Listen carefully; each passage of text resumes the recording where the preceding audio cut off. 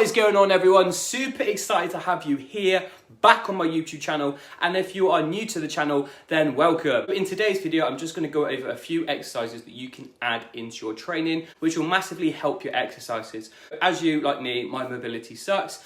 Turn back the clock, 2 years ago I hurt my shoulder. I had to have physio on it and I wasn't able to train for 3 months because I had an overactive trap and my arm was up like this because I was doing a lot of overhead work. Unfortunately, I neglected my body and I had to pay the price. So I had to stop what I was doing and really think about rehabbing my shoulder. So it's all better now, but I've been adding mobility into my training. Thing about adding mobility into your training is your lifts will massively get better. If you're a lot stronger and you're like your core stabilization and keeping your chest up in a squat position, keeping your core tight and your chest up will help you be in a strong position, which will then carry over to bigger lifts and you'll be able to perform them at a lot higher load and not obviously pick up an injury. The second thing is, if your mobility sucks, you will find flaws in it. So when you start training heavy, you will start seeing flaws, whether your lower back's going, whether your chest folding, there will be a lot of weak points. So if you work on your mobility, we can strengthen those areas. I'm also going to show you some basic exercises that you can do at home or in your gym before you work out with minimum equipment. Last thing is, this will massively help you with your compound lifts. So even if you don't do any CrossFit or you don't do functional fitness, you'll just do bodybuilding, this will help you with your big compound lifts like your squats and your deadlifts and your benching. So everyone, I'm just going to do a voice over today. So the first exercise you can see me doing, or the first stretch you can see me doing, is a weighted ankle stretch. So same with anything, when you're building a house, you've very much got to build the foundation upwards. So I always like to start with my ankles.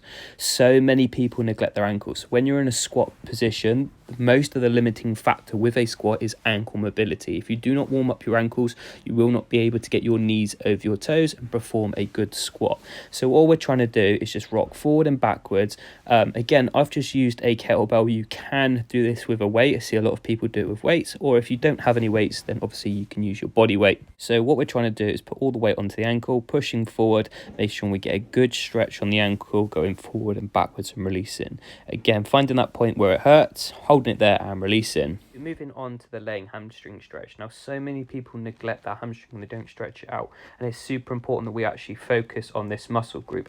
If you do have a lower back issue, it's generally down to having really tight hamstrings, as I found out in the past.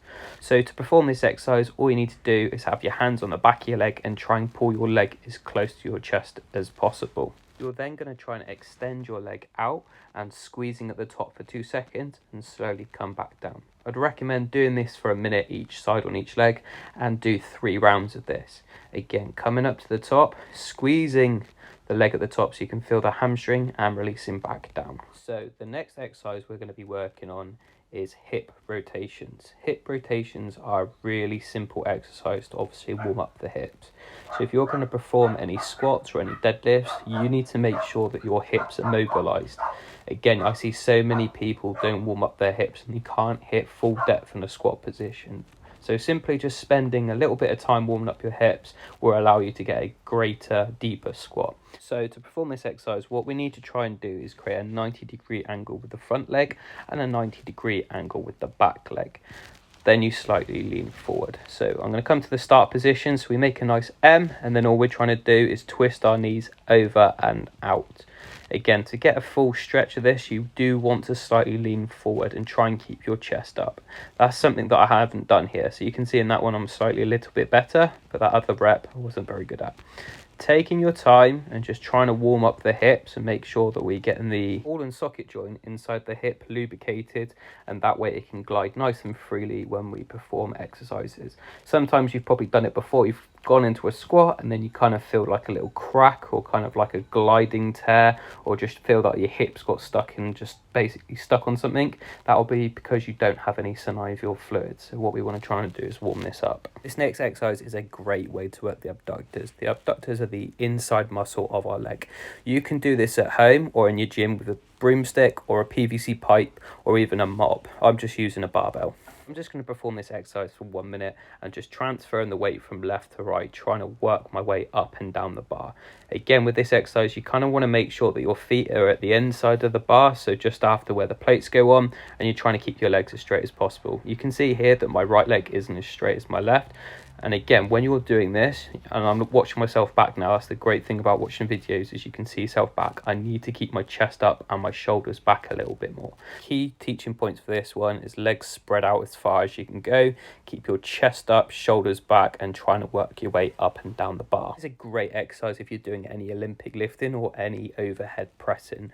With a lot of exercises, we do neglect our fingers. I mean, we've got to pick up the weight and we've got to hold it with our hands. So all we're trying to do is interlock our hands, making a figure of 8 shape, and then just warming it and moving it around, and also trying to open up our fingers. Again, like I said, if you're doing any sort of like hook grip work with a bar or anything like that, you need to make sure your fingers are warmed up. Moving on to wrist rocks. So again, if you're doing any overhead work, so say you're doing an overhead snatch, you need to make sure that your wrists are nice and strong and they can fold backwards. So all we're trying to do is come into a neutral position and just rocking back on our wrist ever so slightly. A little tip here is go forward, go backwards, and lift your hands up and then back into it again. What we want to do is this for 1 minute, and then we'll do 3 rounds of it. So again, you can just see I'm lifting my hands up, give my hands a little break, and trying to lean forward as far possible as we can. Each time we lean into it, we want to try to go further and further. Again, this exercise may cause some discomfort to your hands, but persevere with it and you will get better.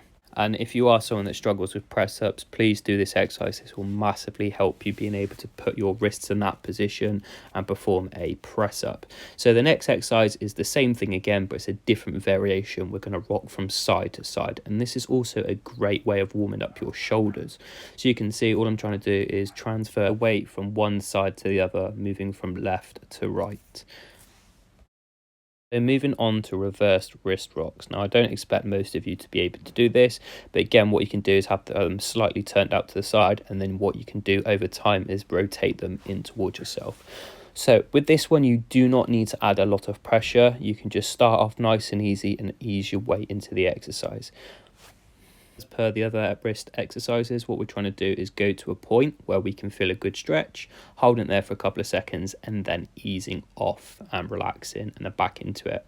The reason why we do this is that it will be a lot of strain into your wrists, and if you're not used to that, it could cause some pain and discomfort, and you will feel this. I see a lot of gymnastic people doing this one. It's a great way of warming up the forearms. So if again you're doing any barbell work and you need to focus on your forearms, this is a great way. So what we kind of want to do is go our hands nice and flat, and then we're trying to bring them in, so we're going to punch the floor and then back in. Like I said, this is a great way of warming up your wrists and your forearms. I'd recommend doing 3 rounds of this at 10 repetitions, so just take your time. So we're now going to move on to this banded hip exercise. So what you're trying to do is get a band and put it on your legs. What we want to do is create some sort of tension with the band, so you can grab it at the bottom, at the top. So when performing this exercise, we're going to lift our leg up, out to the side, back in again, and then lowering it back down. Again, this is a great way of warming up the ball and socket joint inside our hips. So here's another angle for you. So you want to come out, rotate it out to the side, and then come back down. The great thing is we're adding resistance, so on the way down we're really having to focus on warming up our hips and making sure that we can get a good range of motion. By doing this singularly legged, what we're trying to do is make sure that we're working on one side than the other, so we won't have an imbalance. So you'll probably find that one leg is more flexible than the other, but by doing this unilaterally, so one leg at a time, we can try and get rid of this imbalance and try and work on the leg that isn't as strong as the other or as flexible.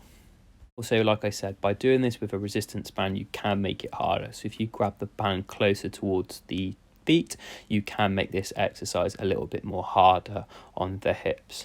But again, just taking your time, trying to make sure that your back is nice and flat, and we're going through a full range of motion. So up, out to the side, back in and down.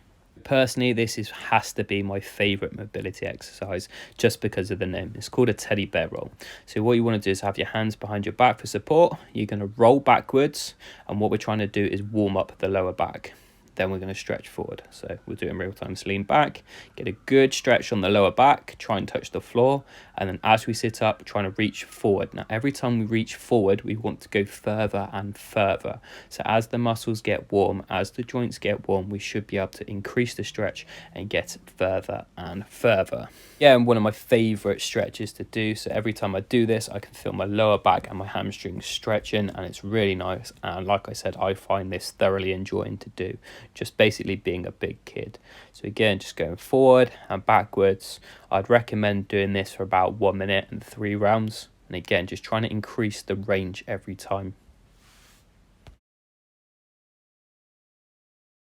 So the next exercise we're going to do is a kneeling PVC lat stretch. So if you're someone that does front squats regularly, this is a great way of increasing the range. So when I do this, my front rack position isn't the best because my lats are super tight.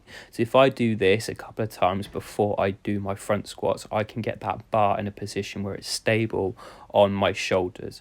So all you need to do is drive your elbows into the ground. So I'm just using the wall and trying to get that PVC pipe above our head. What we're trying to do is push our chest towards the floor. This way we can get a great stretch in the lats, the muscle underneath the armpits.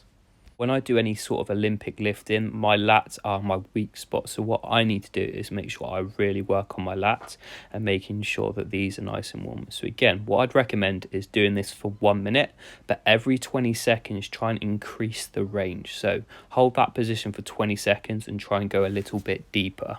We're now going to move over to a single arm variation of the lat stretch. So what we're trying to do is push our hips. So I've got my right arm up here. So what I'm trying to do is push my right hip close to the wall, twisting underneath it, and that way I can feel a great stretch on my lat. Again, I'm just doing the top hand position. You can do this at the medium or at the bottom of the rack, but I feel it really beneficial just holding the top. And what we're trying to do, like I said, push your hips out and twist underneath it, and that way you can feel a great stretch on the lat. So if you are doing any Olympic work or any front rack squatting, I'd highly recommend taking your time and warming up and mobilizing your lats. So this next stretch is a rotator cuff stretch. So like I said at the beginning of the video, I had a shoulder problem, and this is a great exercise to obviously help assist that. So what you're trying to do with one hand is put it on your back, and with the opposite hand, we're trying to pull our elbow towards our body. Again, this will cause some discomfort in your shoulder and you will feel it, but do a couple of rounds of this and you could really feel that your shoulders are getting mobilized. I perform this stretch, I can always find that one side is better than the other. So the injured shoulder that I had isn't as mobile as the other side, but by taking my time and trying to push myself, then that way I can get it back to where it needs to be. But again, this is a great stretch for your rotator cuff. Hopefully, guys and girls, you've enjoyed the video and you can take a lot of information and a lot of value away from this video. Again, I want to show you great content that you guys can take information and add that into your training, or perhaps you didn't know things, hopefully I can educate you. It's just a little simple thing, just adding 5, 10, 15, 20 minutes before your session, making sure that your body is mobilized, making sure your body can mechanically move the way it needs to be. So making sure we're doing that in the most efficient way. Again, taking the time, 10 minutes every session, do that over a week and you will see a massive improvement. If you have liked the video, please hit the like button below. Please also subscribe to my YouTube channel if you like my content, and please turn on the notification bell right by the subscribe button. That will notify you of any posts that I make. If you do have any questions regarding anything with this video, please comment below any of your questions. I'll be more than happy to get back to you and answer your questions for you.